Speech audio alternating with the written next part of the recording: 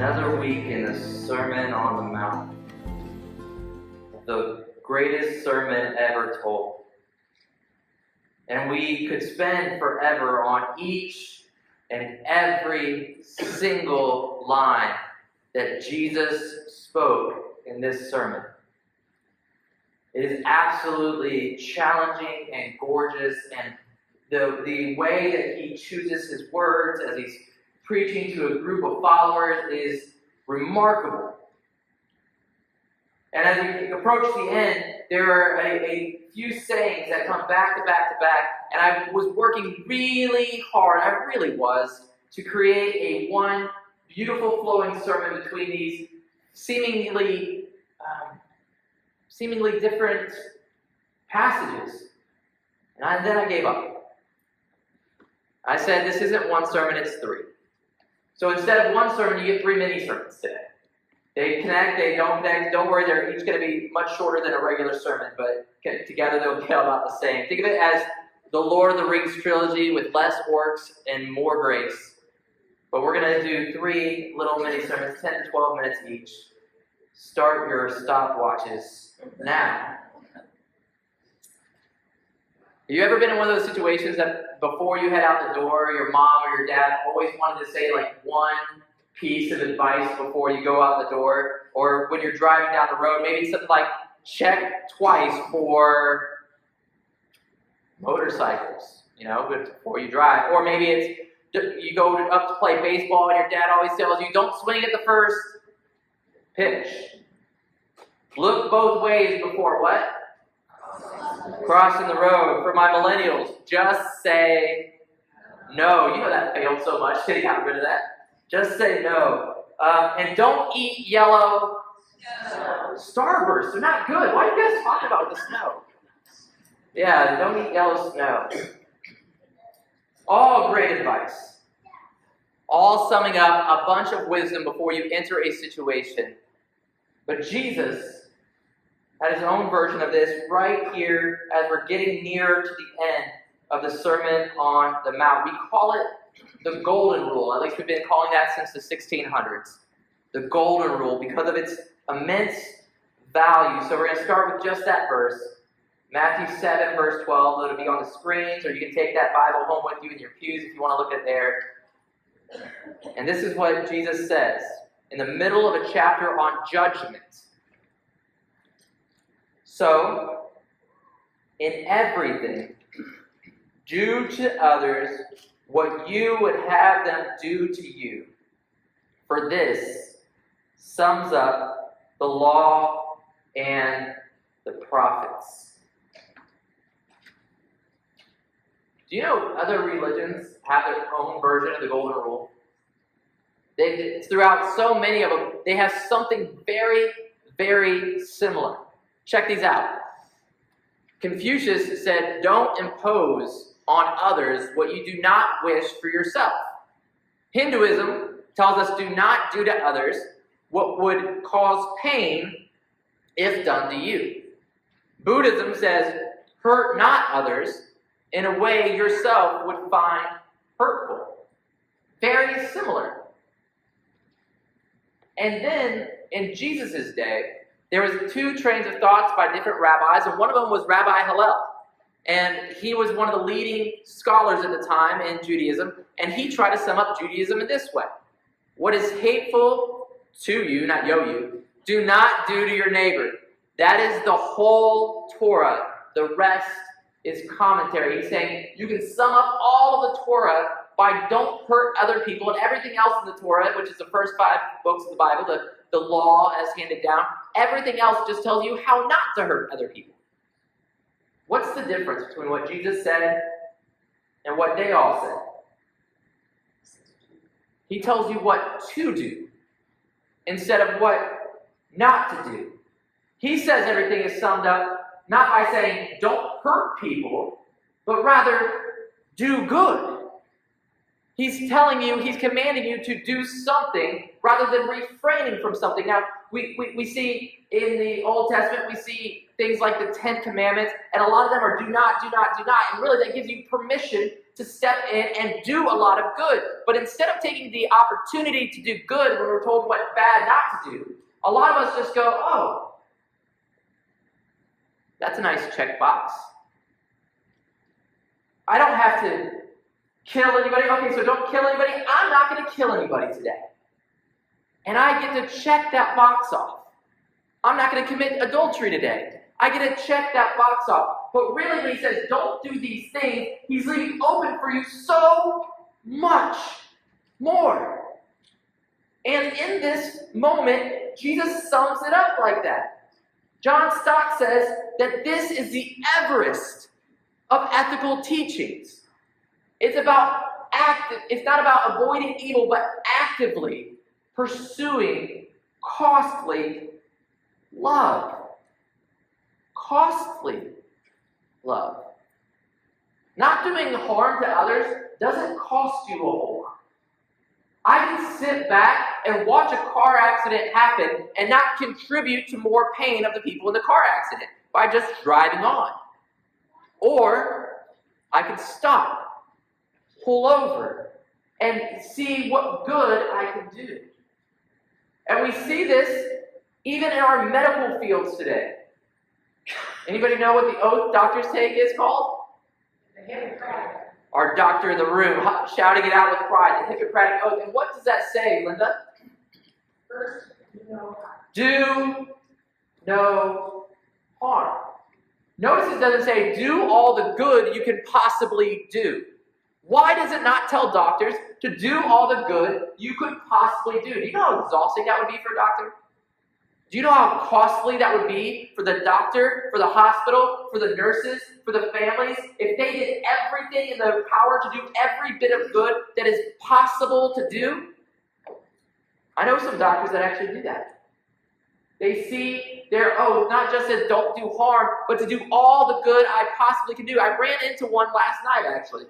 Well, really, I didn't run into her. My son ran into a piece of metal at a park board event up in Fairgrove, ran smack into it and got a nice gash right about here. And he went down hard. And I went over and I'm taking care of him, and I see one of my kid's friends, and I say, hey, go get your mom for me. See, his mom's a doctor. And she came over and she examined my child. She looked at it and said, if this was my kid, I would say stitches. But I'm not going to send you anywhere. How about we bring him over to my house? And I have everything to do it there. I'll give him the shots he needs to numb it. I will take care of it. I will turn on Bluey on the TV to distract him. I'll give him a really good popsicle, and we're going to take care of this right at my house. She stitched him up. And it cost her. It cost her time with her kids at that event. It cost her her experience. It cost her her own couch at her house where my son was wet and he sat down on her couch. It cost her. But she's a Christian who follows Christ. And she saw a child she could step up and help and did the most good she possibly could. Here's the truth. Loving people is hard. Not doing harm is much easier. Loving people can hurt you. Not doing harm usually doesn't. Loving people requires a different posture, a different ethic, a different mode in life. And that is the exact way that Jesus took the Ten Commandments. That's the exact way he took all that was written in the Old Testament. He took it not just as a prohibition of what not to do, but rather freedom to do real good in this world. And so when he was on earth, he did not treat people the way they deserved to be treated. He treated people with the love that he deserved, with the love that he would want to be loved with. He did not treat people with the vengeance they deserved. No, he treated them with mercy and grace and accepted their punishment on a cross and died for the very people who would not love him back. That is what our God did with the freedom of do not kill, do not commit adultery, do not steal. Instead of just seeing it as, ooh, I'm not doing these things, I can just sit back and watch the world burn. He stepped into a burning world and says, I will take all the scars I will take all the beating. If you simply follow me, I will pay it all. Fleming Rutledge says, love is not sentimentality. It is costly, self-giving pattern after Christ. The golden rule is not do no harm, it's do the most good. That's what we're called to, Christians. That's what we're called to, brothers and sisters. To treat people not as they deserve, but as Christ treats people. Sacrificially, lovingly, in a way they could never earn, in a way they could never, ever truly know and appreciate to its fullest of what it costs you.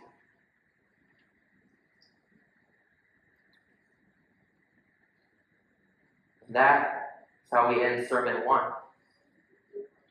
But how do we get to a place that we can love people that way? That's what Sermon 2 is about, the narrow gate. So let's go ahead and start Sermon 2.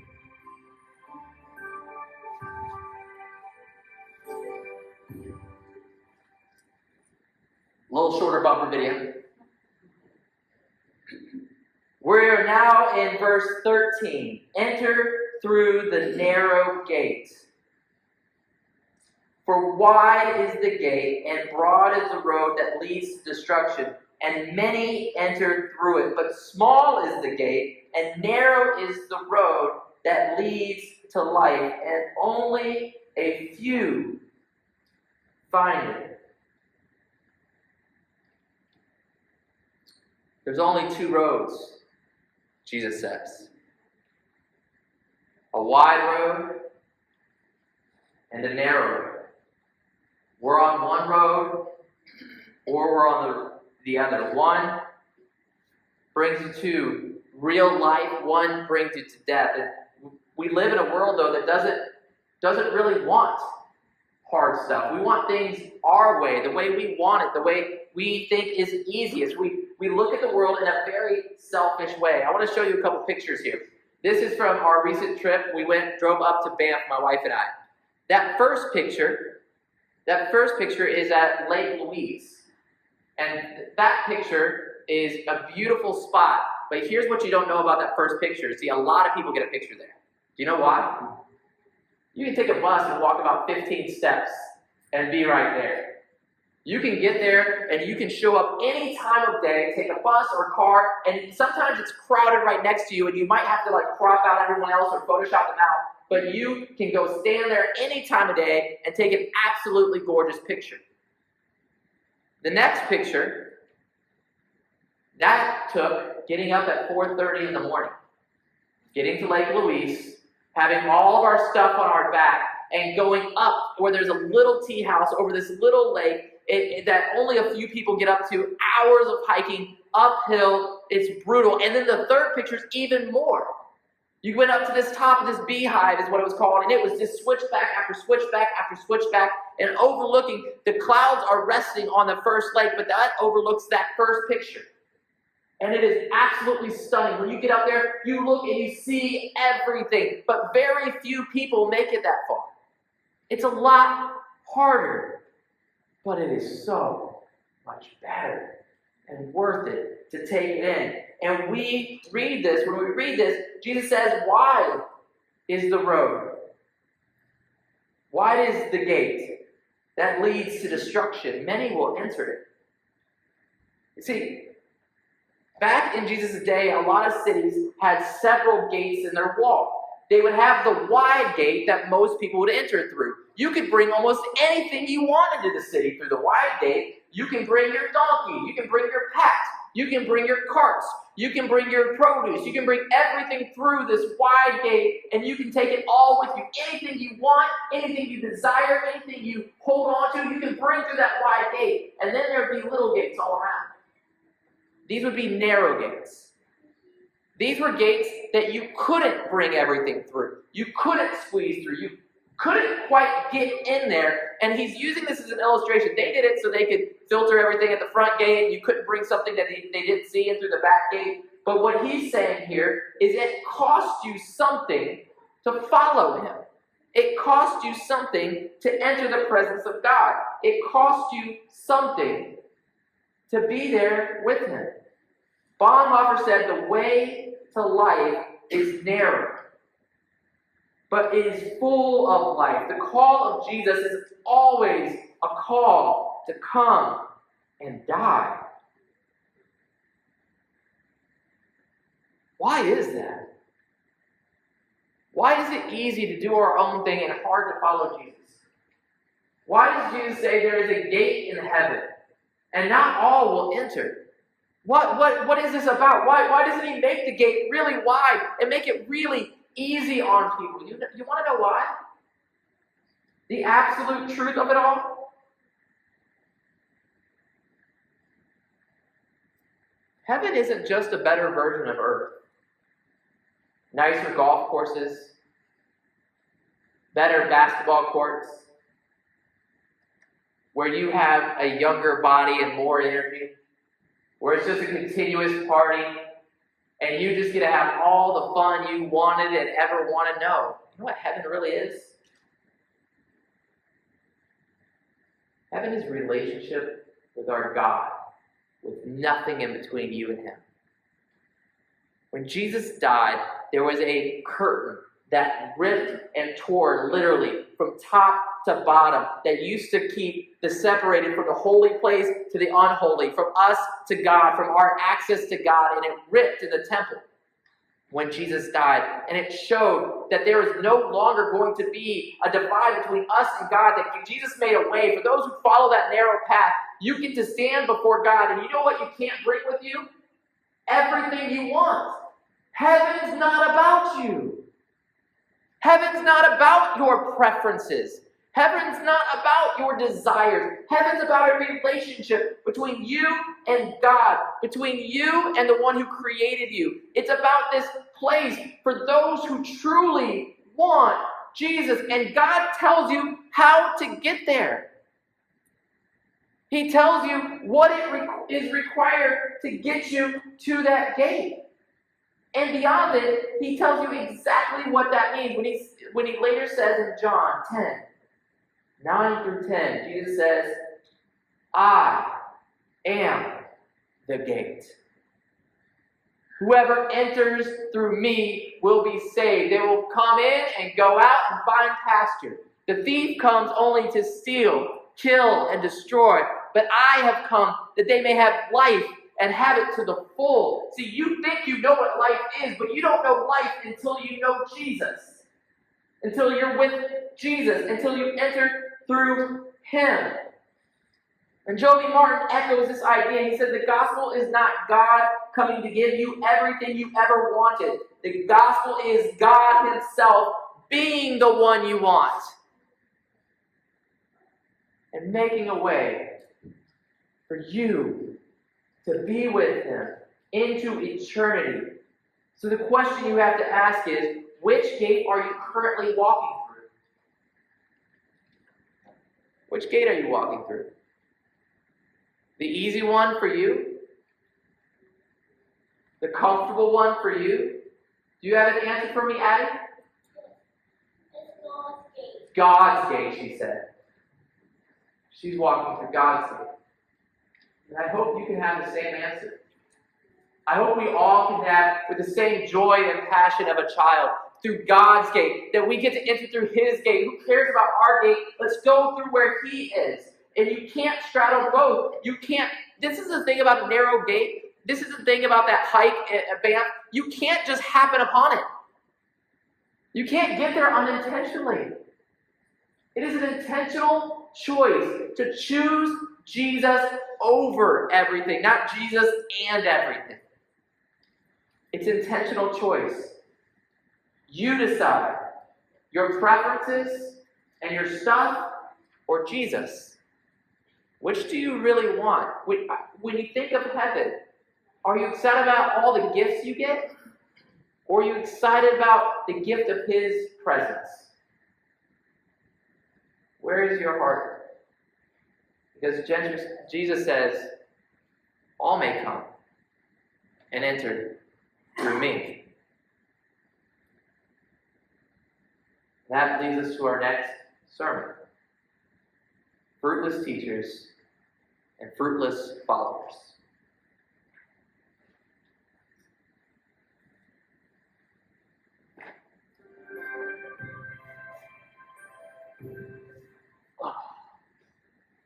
I don't know how Britney Spears changes so quick. Taylor Swift for your young ones. Sermon 3. Jesus ends his sermon with his heaviest warning yet. Not everyone who looks spiritual belongs to him. Not every leader is safe. Not every follower is real. So we're going to start in verse 15. Watch out for false prophets. They come to you in sheep's clothing, but inwardly they are ferocious wolves. By their fruit you will recognize them. Do people pick grapes from thorn bushes, or figs from thistles? Likewise, every good tree bears good fruit, but a bad tree bears bad fruit. A good tree cannot bear bad fruit, and a bad tree cannot bear good fruit. Every tree that does not bear good fruit is cut down and thrown into the fire. Thus by the fruit you will recognize them. And verse 21, not everyone who says to me, this is terrifying by the way, Lord, Lord, will enter the kingdom of heaven, but only the one who does the will of my Father who is in heaven. Many will say to me on that day, Lord, did we not prophesy in your name? And in your name drive out demons, and in your name perform many miracles, and in your name sit in your pews, and in your name sing you songs, and in your name do the right routine? Sorry, that last little bit was commentary. Then I will tell them plainly, I never knew you. Away from me, you evil doers.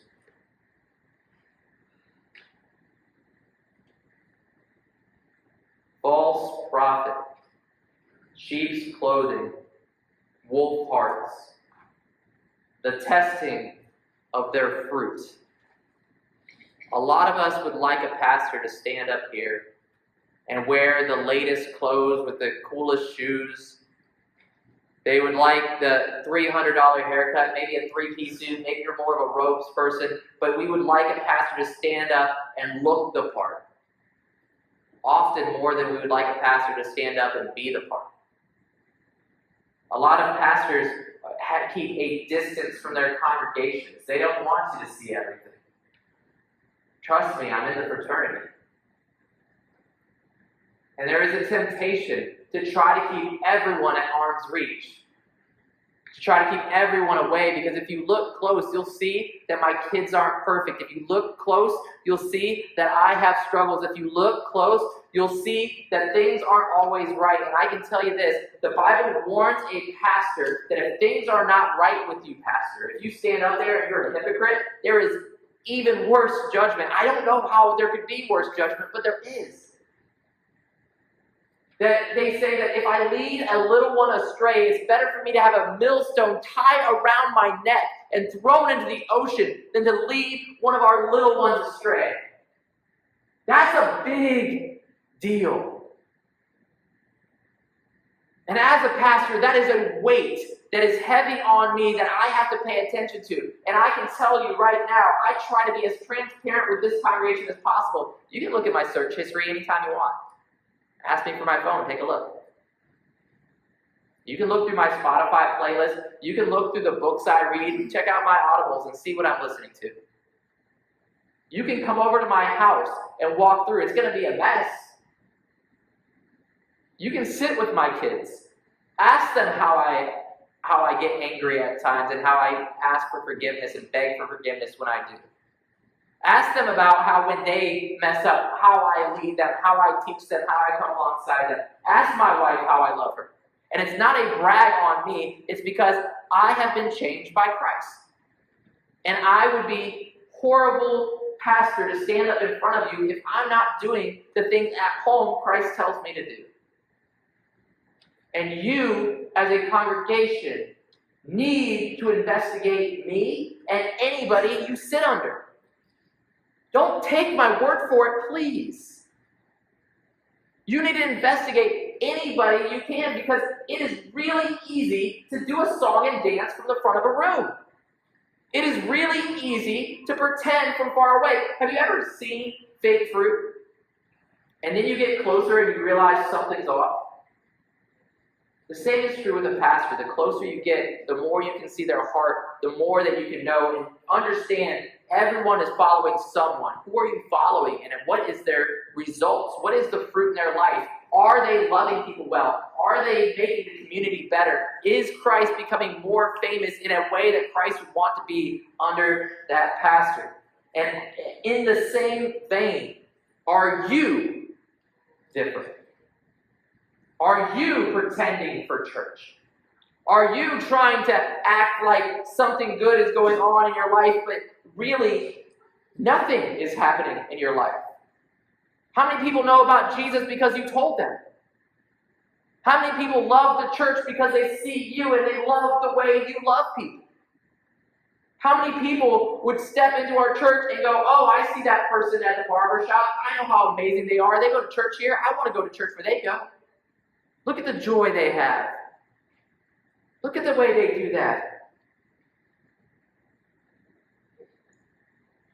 R.C. Sproul once said, the issue is not whether we know Jesus, but whether Jesus knows us. When one of my kids was in kindergarten, we were going to hold them back for kindergarten. It was a plan we had since they were born. Their due date was September, but they were born in August. We always knew we'd hold them back a year. They were brilliant, but we always knew we'd hold them back a year because for social reasons and as they grew, we wanted them to be a little older for that grade. And when it came time to hold them back, the thing is they took tests. They got 99th percentile and stuff. And soon we got a letter from an email from the principal saying, yeah, that plan we talked about, not happening. We're going to push them up a grade. We're going to do a whole new plan. And we said, no. We talked about this. And they told us all the reasons why, and it all came down to their test scores. But here's the thing. In the email that they wrote, they put 2 L's in his name instead of 1. They never met my child. They never walked with him. They never seen his social struggles at that early age that he's overcome, partly because we held him back a year. They never saw those things. They didn't know my kid. They knew about my kid. They had stats on my kid. They had grades on my kid. They had disciplinary reports. They heard from the teacher. They knew people who knew my kid. They did not know my kid. Do you know Jesus? Or do you know about Jesus? Does Jesus know you? Have you spent the time with him? You see, there's some great distances in this room. What distance do you think is the greatest in this room? And kids, you can look around this room too. What distance do you think is the greatest? From the floor to the ceiling? From the side to the side? One says from the front to the back. Those will probably be pretty large in this tape measure, but I think the greatest distance is 12 to 14 inches. The distance from your head to your heart. The distance from our heads to our heart. From knowing about Jesus to knowing Jesus. From coming to church to being the church. To knowing the right answers to living the right answers. From a stranger to a son of God. I think oftentimes that is the greatest distance in the room. And it makes all the difference in the world. Jesus is not impressed by your religious resume. His is better. He's not impressed by preaching or miracles. He's not impressed by ministry success. They don't prove discipleship. The evidence is in the fruit of the Spirit: love, joy, peace, patience, kindness, goodness, faithfulness, gentleness, self-control. The fruit is in surrender, a life surrendered to Him. That's why James chapter 2 says, in the same way, faith by itself, if not accompanied by action, is dead. I believe what James is saying here is not simply that faith died, but that faith never lived. There was no faith. That's why there is no life. Your faith is dead without works. Now, don't get this twisted. Works, what you do, does not make you right with God. Being right with God changes what you do. When you are truly justified, when you've truly accepted the gift of Christ on the cross, it moves from your head to your heart. He gives you a brand new heart. And suddenly you see the world different, and you behave in the world different, and you act in the world different because of what changes happened in you. My wife got my last name because she married me. She didn't change her name and then marry me. She got the last name after she married me. It's a result of what happened, not the cause. If you changed your last name right now, you would not be my wife. Sorry, Gary. It's not going to happen. But she has my last name because she's my wife. And you can change your last name all you want. It won't change your status with me. You can try to change your actions all you want. It's not going to change your status with Christ. But if you have a status with Christ, if you know Him, it will change everything you do. Everything you think, everywhere you go. And that's why Ephesians makes it crystal clear. For it is by grace you have been saved, not through faith, and this is not from yourself. It is a gift from God, not by works, so that no one can boast. You can't boast about it, but I'm going to share a stark reality that is so hard. It's a quote, again, from Joby Martin, and it says this: hell will be full of people who prayed a prayer, who walked an aisle, who checked a box, but never surrendered their life to Jesus.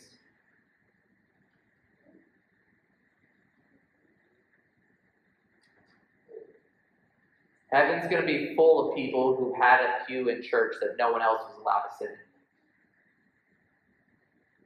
Heaven's going to be full of people who call themselves Christian artists. Hell's going to be full of pastors who got up here and said all the right words.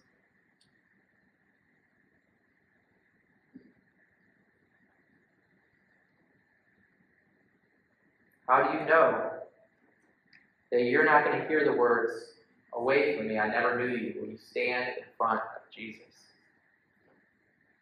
What He tells us here is the way that you know if you have a relationship with Jesus is if it's changed everything. That's how you know. Has it changed your desires? That's how you know.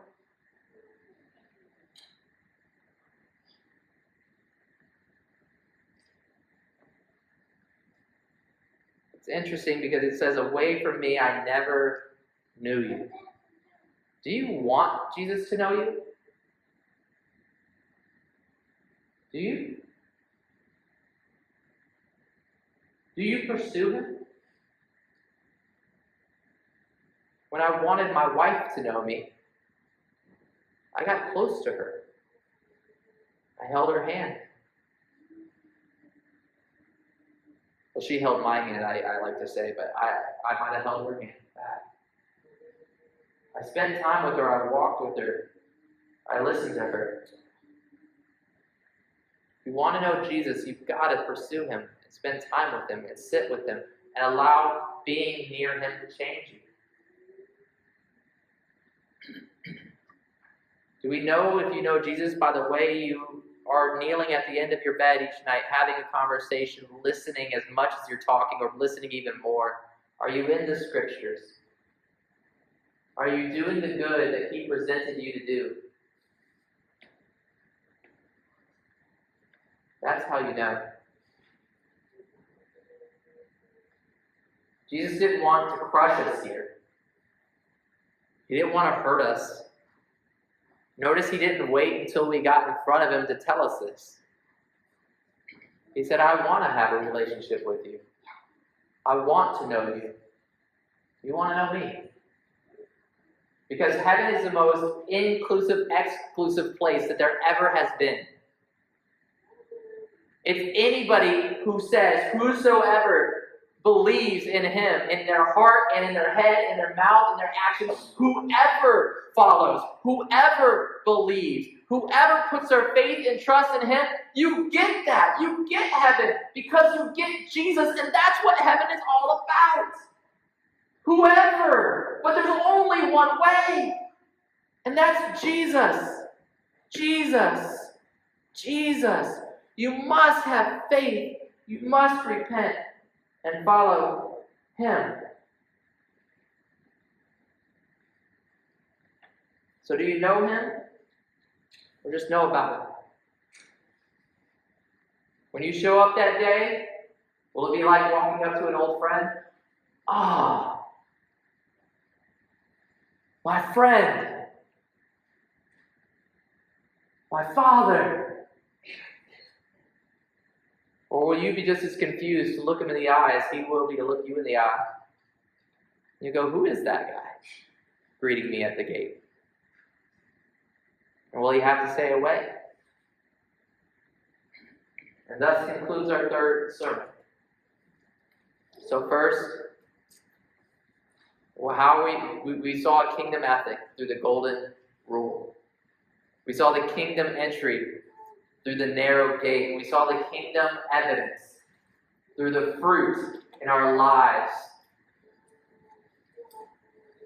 How will that change the rest of your Sunday, the rest of your week, the rest of your lives, the rest of your eternity?